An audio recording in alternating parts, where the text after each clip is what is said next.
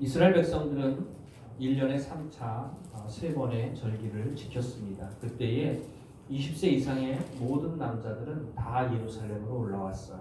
그래서 예루살렘에서 하나님 앞에서 하나님께서 정한 절기를 지키면서 함께 기뻐하고 즐거워했습니다. 그것이 바로 무교절과 칠칠절과 초막절입니다. 무교절은 여러분들이 다 잘 아시는 6월절입니다. 이스라엘 백성들이 애굽에서 건진받고 구원받은 것을 6월절 어린 양의 피를 의지함으로 말미암아 구원받은 사건을 기념하는 절기이죠. 그리고 칠칠절은 한 해의 소득의 첫 이삭을 하나님 앞에 드리는 절기가 바로 칠칠절, 매추절, 오순절이라고도 부릅니다. 그리고 또 연종에 하나님께서 주신 것을 모든 것을 다 밭에서 거두어 드리고 그리고 창고에 드리고 난 다음에 수장한다고 하죠. 그 수장이라는 것이 창고에 들여 쌓아놓는다, 저장한다 이런 의미를 가지고 있습니다. 그것이 바로 초막절, 수장절 이렇게 부릅니다. 그렇게 이스라엘 백성들은 1년에 3번의 절기를 지켰죠. 그 절기를 지키는 방식에 대해서 하나님께서 이스라엘 백성들에게 말씀하여 주신 것이 바로 오늘 우리가 읽은 말씀에 나옵니다. 너희 가운데 모든 남자는 1년에 3번 곧 무교절과 칠칠절과 초막절에 내 하나님 여호와께서 택하신 곳에서 여호와를 배웁되 빈손으로 여호와를 배웁지 말고 각 사람이 내 하나님 여호와께서 주신 복을 따라 그 힘대로 드릴지니라. 이 말씀을 가지고 우리가 추수감사주의를 다음 주에 지키게 되는데 어떠한 마음으로 우리가 추수감사절을 맞이하고 지켜야 되는지 우리가 다시 한번 생각하면서 우리 모두에게 은혜가 되기를 주의 이름으로 축원을 드립니다. 첫 번째로 절기를 지키는 것은 구원받은 사람만 할 수 있는 거야. 은혜 받은 사람만 할 수 있는 거야. 은혜 받지 못한 사람은 절대로 하나님을 사랑할 수도 없고 하나님을 섬길 수도 없고 하나님의 말씀에 순종할 수도 없고 하나님이 지키라 하신 절기도 절대로 지킬 수 없어요. 물론 지킬 수는 있죠. 교회 나올 수도 있고 헌금을 드릴 수도 있습니다. 그러나 하나님과 상관없는 행위입니다. 하나님이 아무 관심도 없으신 행위입니다. 하나님이 기뻐하지 않으시는 행위라고 하는 것입니다. 이스라엘 백성들이 애굽에서 나와서 광야를 갈 때 하나님께서 모세에게 시내산에서 10계명을 주셨습니다. 10가지의 계명, 10계명을 여러분들이 다 잘 아시는데 그 계명을 하나님께서 주시기 전에 하신 말씀이 있습니다. 10계명보다 더 근본적이고 기초가 되는 말씀인데요. 하나님께서 이스라엘 백성들에게 10계명을 주시기 전에 하신 말씀이 뭐냐 하면 나는 너희를 애굽 땅 종되었던 곳에서 인도하여낸 너희 하나님 여호와니라.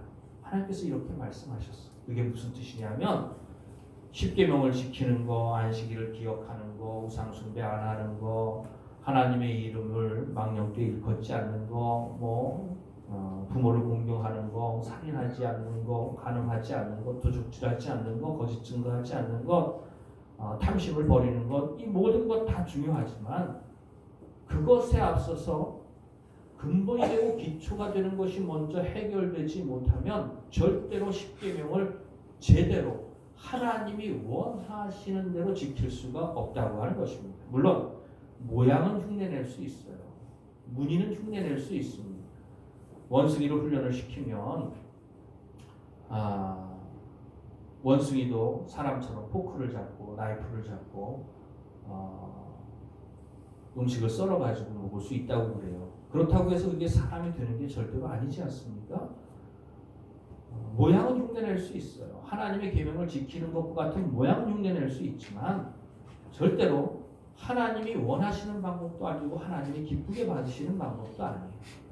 하나님의 계명을 지킬 수 있는 사람은 하나님을 사랑하는 사람이고 하나님을 사랑하는 사람은 하나님의 은혜를 받은 사람만이 하나님을 사랑할 수 있어요.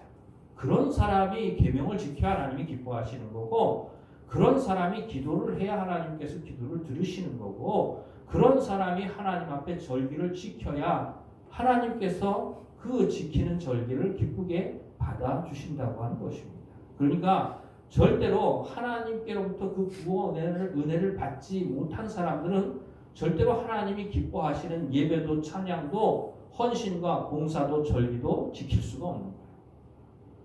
한동안 많이 유행을 했습니다. 요즘엔 코로나 때문에 그런 일들이 별로 없지만 열린 예배라고 하는 것이 있었습니다. 열린 예배라고 하는 것이 뭐냐 하면 예배당을 개방하는 거예요. 예배당을 개방해서 믿음을 가지지 않은 사람들, 이웃 초청 예배라고도 하고 뭐 열린 예배라고도 하지만 믿음을 가지지 못한 사람들도 나와서 같이 교회 안에서 하나님 앞에 여러 가지 행사와 프로그램들을 마련해가지고 믿지 않는 사람들도 나와서 함께 기쁨의 시간을 함께 가질 수 있도록 그런 열린 예배라고 하는 것들을 많이 했었던 것을 기억을 합니다. 근데 열린 예배라고 하는 것은 없어요. 예배는 구원받은 사람만 드릴 수 있는 겁니다. 구원받지 못한 사람이 교회에 나올 수는 있어요. 예배도 드릴 수 있어요. 찬양도 할 수 있어요. 그러나 그건 하나님과 상관없습니다. 하나님이 관심도 없으실 뿐더러 하나님이 기뻐하지도 않으시고 아니 오히려 하나님께서 가증스럽게 여기시는 것입니다. 예배라고 다 예배가 아니고 예배라고 하나님이 다 기쁘게 받으시는 것도 아니라고 하는 것이죠. 야곱이 형 에서의 낯을 피하여 도망갔을 때에 외삼촌 라반의 집으로 도망갈 때에 가다가 날이 저물어서 한 곳에 머물러 한 돌을 취하여 베개하고 잠이 들었습니다. 그곳에서 꿈에 하나님을 만나게 되죠. 그리고 난 다음에 하나님께서 야곱에게 복을 주십니다. 내가 어디로 가든지 너와 함께 있겠다. 그리고 너를 지켜주겠다. 그리고 너를 이 땅으로 다시 돌아오게 해주겠다. 그리고 내게 내 자손이 하늘의 별과 같이 바닷가의 모래같이 번성하게 해주겠다. 천하 만민이 내 자손으로 말미암아 복을 받게 해주겠다. 아브라함에게 주신 약속을 이삭에게 주신 약속을 야곱에게도 하나님이 주셨습니다. 그곳이 바로 베델이죠. 그곳에서 야곱이 하나님을 만나고 난 다음에 그곳 이름을 베델이라고 칭하였습니다. 그게 무슨 뜻이냐면 하나님의 집이라는 뜻입니다. 야곱이 잠이 깬 후에 두려워하여 두렵도다 이곳이 하나님의 집인 줄 내가 알지 못하였도다 하면서 자기가 베개하고 잤던 그 돌을 취하여 세우고 거기에 기름을 붓고 여호와 하나님 앞에 소원합니다. 하나님, 내가 가는 이 길에서 하나님께서 나에게 먹을 것과 입을 것을 주시고 나로 평안히 아버지 집으로 돌아오게 하시면 하나님이 나의 하나님이 되실 것이요. 함께 한번 따라해 볼까요? 하나님이 나의 하나님이 되실 것이요. 하나님이 나의 하나님이 되실 것이요. 지금 야곱은 하나님이 자기의 하나님이라고 생각을 합니까? 안 합니까? 생각하지 않습니다. 왜냐하면 체험이 없기 때문에, 경험이 없기 때문에 하나님을 하나님으로 경험하는 경험이 야곱에게는 없습니다. 근데 하나님을 경험하는 일이 있다는 사실을 야곱은 압니다. 왜냐하면 할아버지에게로부터 들었고 아버지에게로부터 들었기 때문입니다. 아브라함도 하나님을 만났고 이삭도 하나님을 만난 체험과 경험들이 있습니다. 여러분, 감리교의 특징이 두 가지가 있어요. 감리교의 특징이 다른 교단에는 없는 감리교의 두 가지 큰 특징이 있는데 그게 뭐냐면 바로 체험과 변화입니다. 하나님을 개인적으로 직접적으로 체험한다고 하는 것을 확실하게 붙잡고 주장하는 것이 바로 감리교입니다. 그리고 그렇게 하나님을 개인적으로 체험하고 경험한 사람은 반드시 확실하고 분명하게 변화되어진다고 주장하는 것이 바로 감리교회라고 하는 것입니다. 그런데 그것과 다르게 모든 교단이 다 그런 건 아니지만 다른 교단들에서는 어떻게 설명을 하느냐 하면 체험이 없어도 구원받았다는 확신을 가질 수 있다고 얘기를 합니다. 그리고 변화가 없어도 구원받은 사람일 수 있다고 설명을 합니다. 그러니까 체험이 없어도 변화가 없어도 구원받은 사람이라는 확신을 심어주고 있는 것입니다. 그러나 감리교에서는 자기 자신이 하나님을 개인적으로 만나는 역사를 강조합니다. 그리고 그렇게 만난 사람은 반드시 그의 삶에 이전과는 전적으로 다른 삶의 전적인 변화가 따라온다고 주장을 하고 있는 것입니다. 어느 것이 더 성경적일까요? 제가 확실하고 분명하게 믿기는 하나님을 개인적으로 만나지 않고는, 하나님의 자녀가 되지 않고는 절대로 하나님을 사랑할 수도 없고 제대로 하나님을 섬길 수도 없어요. 그러니까 오늘 절기에 대해서 말씀을 하지만 절기뿐만이 아닙니다. 주일을 지키는 것도 마찬가지고 하나님을 섬겨 봉사하는 것도 마찬가지예요. 우선 하나님을 개인적으로 만나는 체험이 반드시 있어야만 제대로 하나님을 섬길 수가 있다고 하는 것입니다. 제대로 예배도 드릴 수 있는 거고, 제대로 봉사도 할 수 있는 거고, 제대로 절기도 지킬 수 있는 거예요. 물론 하나님 만나지 않고도 봉사할 수 있어요. 청소도 할 수 있고, 전도도 할 수 있고, 찬양대도 할 수 있고, 반주도 할 수 있고, 이 모양 저 모양으로 봉사를 할 수 있지만 그건 하나님을 사랑해서도 아니고 하나님 은혜에 감사해서도 하는 게 절대로 아닙니다. 그러니까 해도 안 한 거나 마찬가지의 결과예요. 우리에게 주게 되는 것이죠. 그러니까 무엇보다도 중요하게 기초로서 우리가 반드시 기초로서 가지고 가야 되는 것이 뭐냐면 우리의 모퉁이돌 되신 예수 그리스도를 확실히 붙잡아야 되는 것입니다. 예수 그리스도를 확실히 만나고 체험하고 경험하고 삶의 전적인 변화, 삶의 변화라고 하니까 좀 그런데 예수님을 만나면 심령이 변화가 되어지는 거예요. 그리고 그 심령이 변화되어지면 반드시 우리의 모든 행실이 바뀌어지게 되는 것입니다. 절대로 옛날과 같아질 수가 없어요. 예수님 만난 사람은 절대로 옛날과 똑같이 살아갈 수가 없다고 하는 것입니다.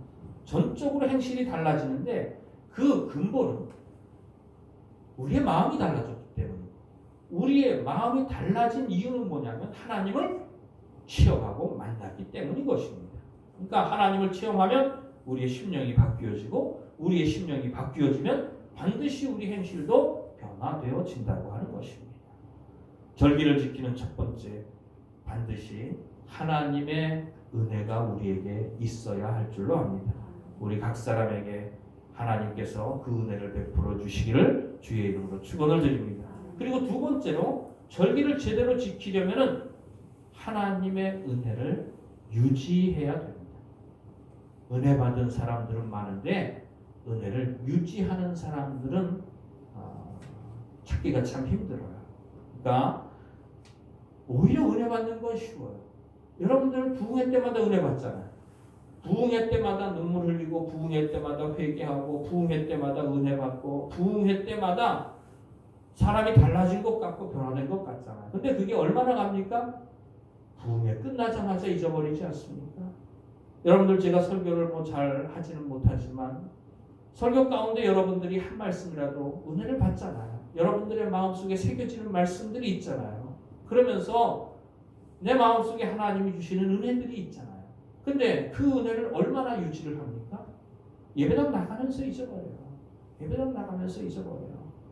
바쁘면 예배당 나가면서 하나님께서 주신 은혜는 잊어버리고 복숭아 딸 생각이 내 마음을 다 지배를 하잖아요. 여러분, 하나님의 은혜가 내 마음속에 유지가 된다면 무엇 하면서도 하나님께서 주신 은혜가 내 마음속에 충만할 줄로 압니다.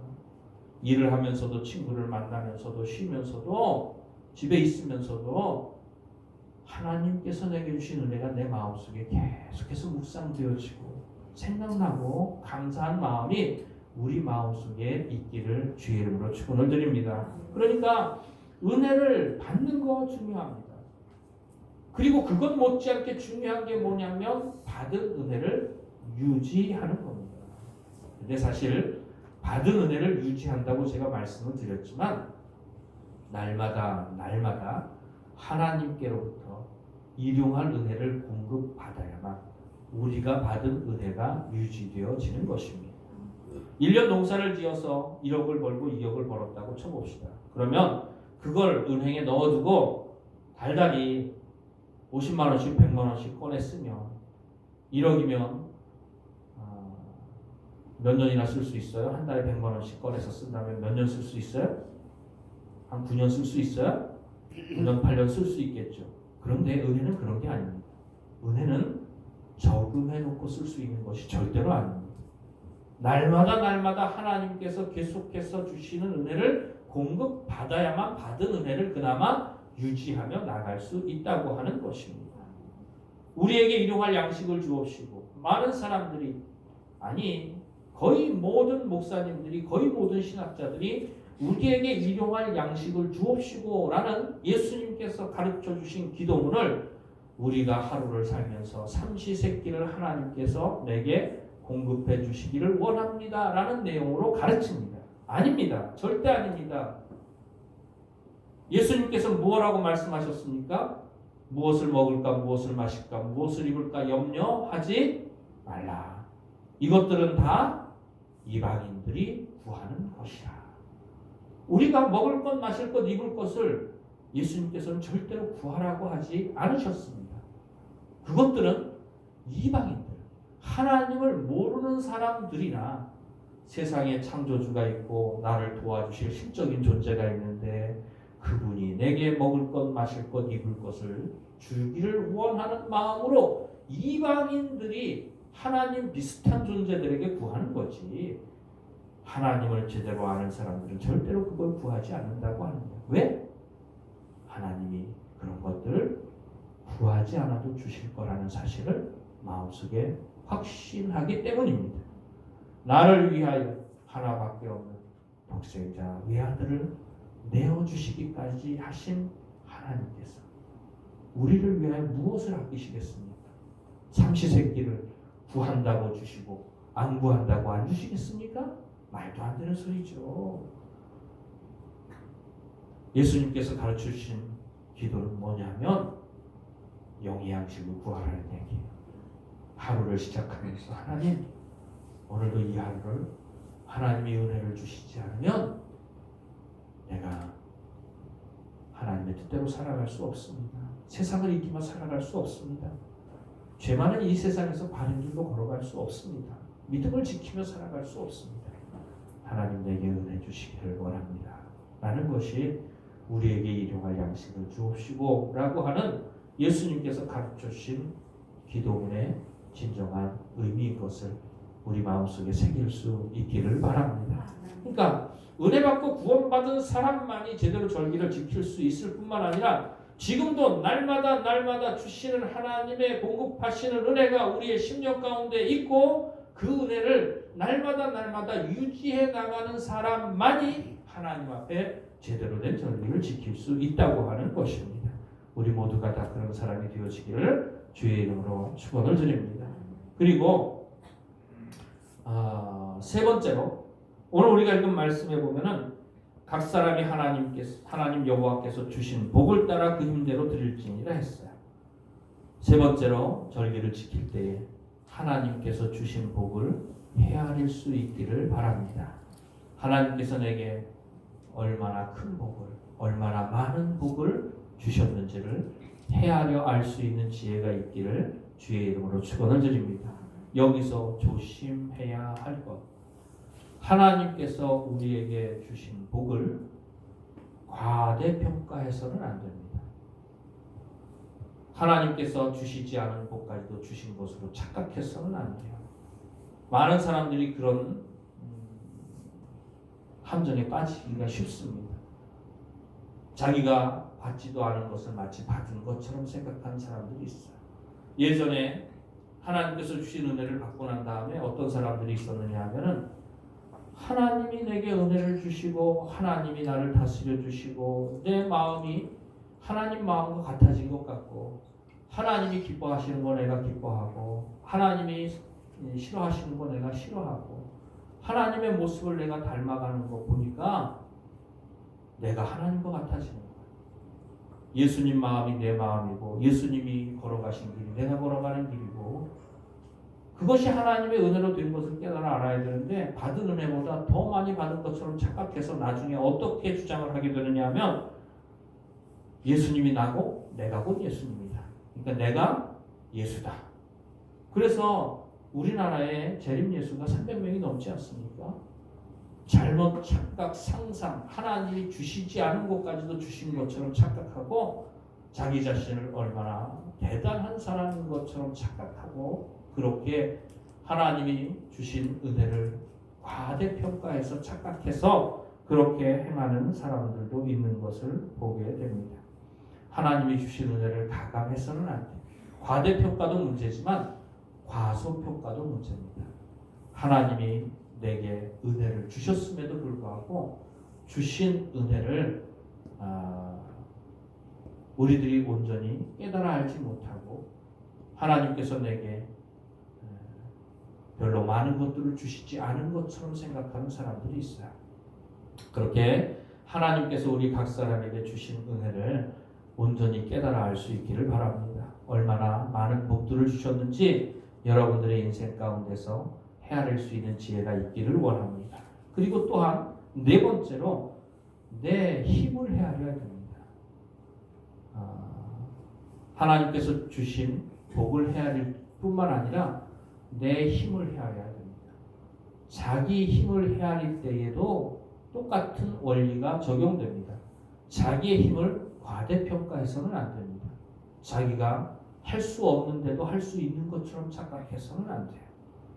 그리고 할 수 있는데도 할 수 없는 것처럼 여겨서도 안 돼요. 자기 자신을 과대평가하거나 과소평가해서는 안 됩니다. 예전에 저희 모교회에 저희 아버지 어머니가 두 분이 다 장로님으로 시무를 하셨었는데 교회를 건축을 하게 되었어요. 그런데 교회 건축을 하는데 교회 건축을 위해서 특별히 집회를 하면서 부흥강사님이 오셔서 건축을 위하여 작정을 성도들 한 사람 한 사람마다 작정을 하도록 했습니다. 근데 어떤 분들은 집사님인데도 권사님인데도 뭐 1억을 하겠다, 2억을 하겠다 이렇게 작정을 했어요. 근데 아버지는 장로님이신데 5천만 원을 내겠다 하고 작정을 했어요. 그리고 난 다음에 집으로 돌아왔는데 집회가 끝나고 집으로 돌아왔는데 어머니가 입을 삐죽삐죽하면서 아버지한테 뭐라고 말씀을 하시느냐 하면 장로가 5천만 원이 뭐야 5천만 원 하려면 1억은 해야지 이렇게 얘기를 하는 거예요. 근데 아버지는 우리가 가진 형편과 능력에서 최선을 다한 것이 바로 그 정도라고 나는 생각했다. 그러면서 어머니는 없으시면서도 톡은 더 크신 것 같아요. 근데 아버님은 상황 가운데서 최선을 다해서 자기가 할 수 있는 것이 그거라고 생각을 하고 그렇게 작정을 하셨어요. 그런데 그때의 아버님보다 훨씬 더 많이 작정하신 분들이 많습니다. 집사님들 가운데도 권사님들 가운데도 많은 사람들이 참 믿음 좋다고 얘기를 했겠죠. 훌륭하다고 얘기를 했겠죠. 나중에 오랜 시간이 지나고 난 다음에 아버님이 재정부장을 오랫동안 모셨거든요. 그러니까 다 아시죠. 오랜 시간이 지나고 난 다음에 하시는 말씀이 뭐냐 하면 집회 때 헌금하겠다고 작정한 사람 가운데 작정한 것을 다 한 사람은 본인 혼자밖에 없대요. 다들 안 했대요. 다들 못하고 본인 혼자 했대요. 본인이 하기로 결심한 것 본인이 다 했다고 그렇게 말씀을 하시더라고요. 이건 다른 데 가서 얘기하지 마십시오. 아버님이 저한테만 얘기한 건데 저도 저한테 얘기한 것도 다른 데 가서 얘기하라고 얘기한 건 아니신 줄로 압니다. 다른 데 가서 얘기하지 마십시오. 제가 말씀드리는 의미를 분명히 알아야 됩니다. 하나님이 내게 주신 은혜의 크기를 우리가 분명히 헤아릴 수 있기를 바랍니다. 또한 자기의 힘을 헤아릴 줄 알아야 돼요. 능력이 없는데도 능력이 있는 것처럼 착각하고 그리고 은혜 때문에 드리는 것이 아니라 사람들의 눈을 의식하고 사람들이 나를 어떻게 생각할까? 사람을 두려워하고 사람들에게 인정받기를 원하고 사람들에게 잘 보이려고 행하는 것들도 안 됩니다. 그리고 또한 자기 자신을 과소평가해서도 안 되는 거죠. 능력이 있는데도 능력이 없다고 생각해서는 절대로 안 되는 거죠. 자기의 능력 안에서 최선을 다해서 하나님 앞에 드리는 것을 하나님께서 기뻐하시죠. 신방을 하다 보니까 우리 교회 성도님들이 다들 연세가 이제 있으시고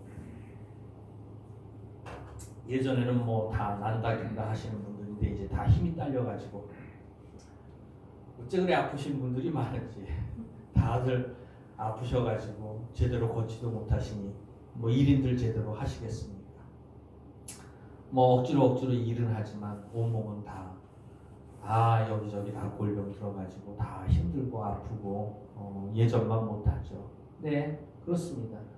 뭐 힘도 예전만 못하고 또 벌이도 예전만 못하고 능력도 예전만 못하고 다 그런 것 같아요. 그런데 할 마음만 있으면 하나님이 받으시는 거예요. 하나님은 물질의 크기를 보시는 것이 아니라 마음의 크기를 보시는 겁니다. 하나님은 물질을 받으시는 게 아니라 마음을 받으시는 거예요. 어떤 분은 그렇게 생각하시는 분들도 있죠. 예배당에 나와서 교회를 다니는데 그것이 부담이 된다 그래요. 왜 부담이 되느냐 하면은 뭐 목사님이 예배를 드리는데 다른 사람들 다 헌금하는데 나는 헌금 안 할 수도 없고, 목사님이 헌금 기도하면서 사람들 이름 한 사람 한 사람 부르는데 내 이름이 안 불리면 그것도 또 창피하고, 주보에 헌금한 사람 이름 나오는데 내 이름 안 나오면 사람들이 나를 무시하지는 않을까 하는 생각 때문에 그러니까 차라리 나가지 말자 이러고 나오기를 싫어하고 나가고 싶은 마음이 들지 않는 분들도 계신다는 얘기를 듣습니다. 근데 그거 헌금한 거 혹시 중간에 빠질까봐 얘기하는 거예요. 이름 부르는 거 그리고 주보에 실는 거 헌금했는데 중간에 잘못되는 경우도 있어요. 나쁜 사람이 훔쳐가면 어떡합니까? 그러니까 재정부장님 재정부에서 제대로 잘 관리를 했는지 그거 그냥 이름 쓰는 거예요. 액수도 안 나가요. 1,000원도 좋고 2,000원도 좋은 거죠. 액수가 문제는 아니죠. 예수님께서 성전 입구에 연복궤 옆에 서 계셨습니다. 그때 많이 가진 부자들이 많이 넣는 것도 보셨어요.